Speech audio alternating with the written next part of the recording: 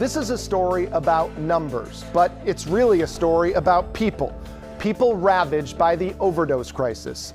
In the last 2 years, more than 4,000 people have died from opioid-related overdoses in Massachusetts. And during that same time period, our cities and towns have received $91 million in opioid settlement funds. This is money coming from drug manufacturers, distributors, and retailers.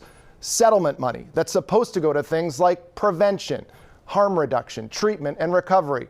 But so far, cities and towns have spent less than $7 million, a measly 7% of the $91 million.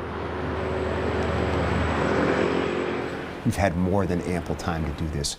Get this money out the door. People are dying. State Senator John Velas is fed up. I fundamentally do not understand why municipalities are slow rolling this the way that they are. It's personal for Senator Velas. He's in recovery himself. We know the gold standard. Get Narcan out there. Focus on harm reduction. Focus on prevention. But the lack of spending of the opioid settlement funds by cities and towns has Senator Velas threatening to take back the money and give it to the state.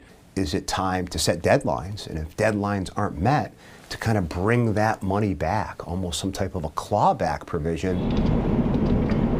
The city of Lynn received $1.5 million in opioid settlement funds in the first 2 years of the program.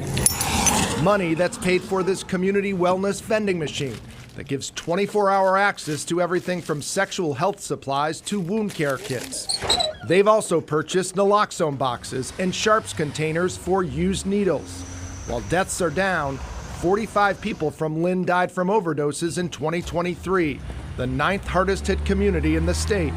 Candace McClory is the city's substance use coordinator. As of now, we have spent about $120,000. But that's just 8% of the money. Most of your money hasn't been spent. Yeah. What is the holdup? It's really important for us to make sure that we're not spending down to the dollar. We don't know what funding will look like in the future. But millions more in opioid settlement funds, an estimated $6 million in all, will be coming to Lynn over the next 13 years. I feel like we, as the city of Lynn, are doing exactly what we're supposed to be doing. We have spent a lot more money than other cities. The Central Mass city of Gardner is known as the chair city of the world, but it's not sitting on its opioid settlement funds. Gardner is just one of 4 communities that spent all of its money. Michael Nicholson is the mayor. How quickly did you figure out how to spend the money? It was one of those things that once we had an idea in place, it was pretty easy to put all the puzzle pieces together. It took us about a week. Gardner partnered with neighboring communities to fund a recovery support navigator who responds after an overdose. We'll go out, they'll do an assessment with the individual or the family, whatever it may be, and really get a feel for what kind of need that person has. Sean Hayden is president of Gamma, which is receiving the opioid settlement money to pay for the shared clinician. He understands firsthand how resources like this can make a difference. He started here as a client. My introduction to opioids started with a back injury and a well-intentioned family practitioner and a prescription. He ended up in and out of jail. My own life had become a mess through my own struggle with opioids, and in 2009 I was homeless and pretty helpless. Hayden's message, recovery is possible and the opioid settlement funds can help. Are you surprised to hear that some communities are having trouble apparently spending this money? I don't know if I'm surprised, disappointed, I think.